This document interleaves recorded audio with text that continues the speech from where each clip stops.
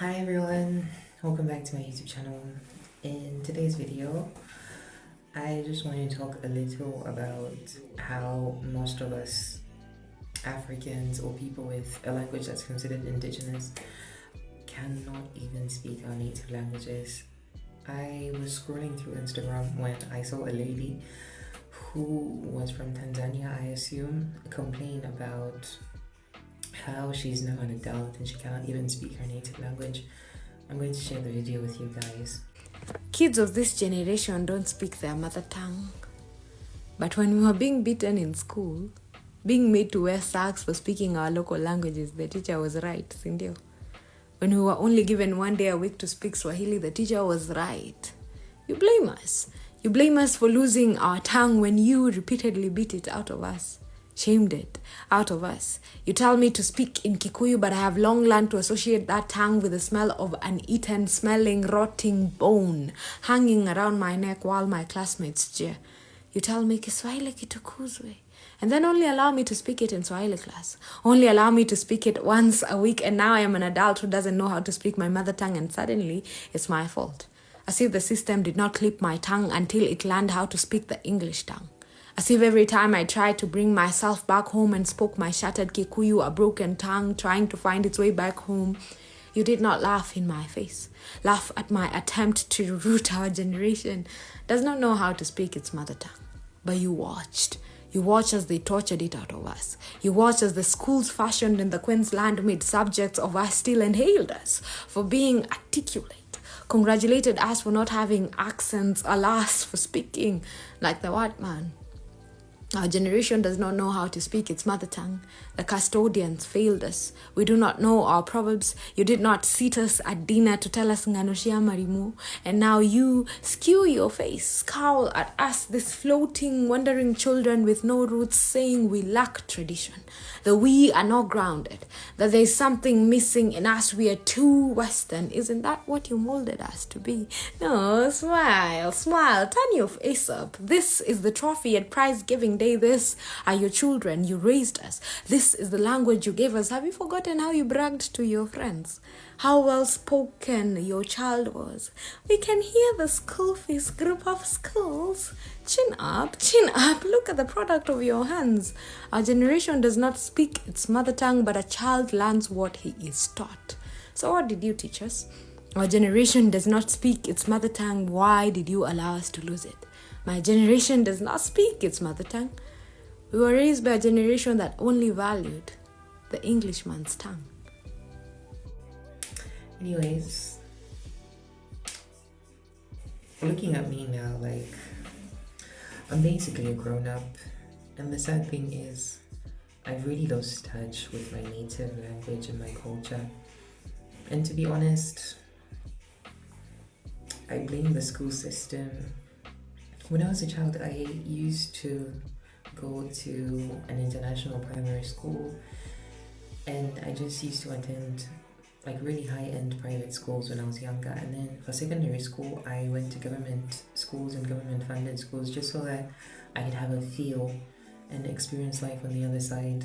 And to be honest, when I was a child, our teachers often used to beat us for speaking our mother tongue, for speaking Bemba. You literally walk up to your friend and be like, oh boy, we should. And then the teacher would lash you with a cane. Why are you speaking Bemba? Why are you speaking Bemba? It was even worse for some senior students. Whenever they spoke to each other in their native languages, be it Bemba, Nyanja, anything, they would have like a disc around their neck that said, I can't speak English. And people would shame them, would make fun of them. And it wasn't computing. And now they complain. They talk about how the kids of this generation, Gen Zs and Gen Alpha, are so disconnected. How Gen Zs and Gen Alpha are so disconnected from their native languages and from their mother tongue. And honestly, it's sad. It's sad because it's almost as if you're being forced to participate in a culture or in a language that wasn't designed for you, that wasn't made for you, that wasn't made with you in mind. They would often applaud us for being able to speak English without an accent, we were applauded for sounding as if we were from the US or the UK. I mean, this morning when I just woke up, I decided to try like predictive AI just to guess my accent for fun. And it told me 3 times in a row that I sound Irish. The crazy thing is, I've never even been to Ireland. I feel like going to a good school is great. In the Zambian context, going to a good school is amazing. You'll be open to a world of opportunities, and it's something I'm extremely grateful for to my parents, because they really tried so hard and they pushed for me to be put in these amazing schools, and I learned so much, and I can feel it really, like, but then you pay with your cultural identity. To this very day, I have a strong disconnection from my native language. I often feel like it's not even mine. I'm just a bystander trying to enter. Oftentimes, even when I go to the market, to the barber shop, and when I speak to the people there in Bemba, they often tell me, "Where are you from? You sound like you're not from around here, blah blah blah." And whenever I try to explain, like, "Oh, I was born and bred in Zambia and lived the majority of my life here," they still don't believe me. This one time, when I went back home, I wanted to go to a barber shop to have like a trim, and they always get my hair wrong, but that's not the point. To have a trim, and bro looked at me. He was like, "Oh, you kind of look like you're from somewhere." I'm like, "Okay, I get that all the time. Looks can be deceiving." And I was like, he heard me speak. He's like, "Oh, your Bemba sounds very Englishy. Where are you from?" And I got really defensive about it. I know I shouldn't have, but the general fact of being perceived as if you're from another place, los extranjeros, it's not good, especially for some people like me who are trying so hard to come back to their people and to come back to their culture. You know, back in secondary school, when I just moved to a government school, it was a really good school too, considered schools of excellence. Also really glad to have been there. Then my experience was really negative. Oftentimes they used to refer to me as that white person, or the coconuts, or that one who tried so hard to be white. And the funny thing is, I don't even try. I don't try at all. Like, this is just me. And it's not my fault, because the environment in which you were raised largely shapes who you are. When I was a child, I was solely spoken into in English. It was only when I was about like 8 or 9 years old when my parents realized I couldn't actually speak my native language, and they tried so hard to teach me, and thank God I speak it now. And whenever I make friends, I ask them to speak only in Bemba, because, you know, as an African, your cultural identity is your first identifier.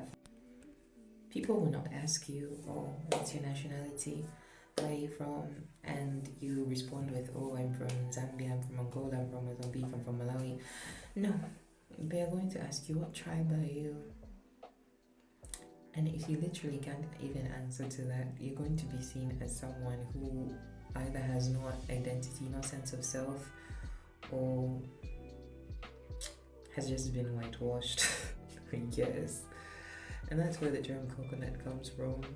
A coconut is basically a black or brown person who physically looks like their people, like their race, but on the inside acts European. And the truth is, I am a coconut, but then it's not something I wear with pride. It's just a reflection of how the system wasn't built for us, wasn't built for people like me in mind. It was just molded. I know, like, most of the things in the Zambian educational system, the curricula, are molded after the British system. I mean, look at us. First, you have your O-level exams that will determine if you get admission into university, or if you want, you can sit for your O-level exams, have your A-level exams that will even give you a greater hand when you're trying to apply for university, or even set you out for university abroad. And I could go on and just point out the flaws in the system. But I guess that's just it. These are just my like 2 cents on the issue. If you could relate to this in one way or another, please leave a comment, like, subscribe. As I was saying, I lost a subscriber because of my previous video. Something that I posted probably didn't sit right with them. But it's okay, like in this life, you come and you go. And apart from that, I've also come across so many people who are labeled as coconuts or self-identify as coconuts, and most of them have stories similar to mine. They either attended international multiracial schools or had some form of education abroad, and they came back and now they're just finding it really hard to integrate in the society because they've been whitewashed. And that's just it. Like, going to an international school is fun, going to a good school is fun, but in the end you get to pay with your cultural identity. And I'm so glad in 2013 the Ministry of Education had a reform whereby it was now mandatory for every child to learn their native language from primary school, and up to secondary school they can take it as an extra if they wanted, but from primary, from grades kindergarten to grade 7, as long as you're at a government school, you get to learn that. I'm not sure if they do it at private schools or international schools. I've been through the school system and there have been lots of reforms. Yeah, anyways, this is the end of the video. If you could relate, or if you want to say something, please leave a comment, like, subscribe. Love you to all.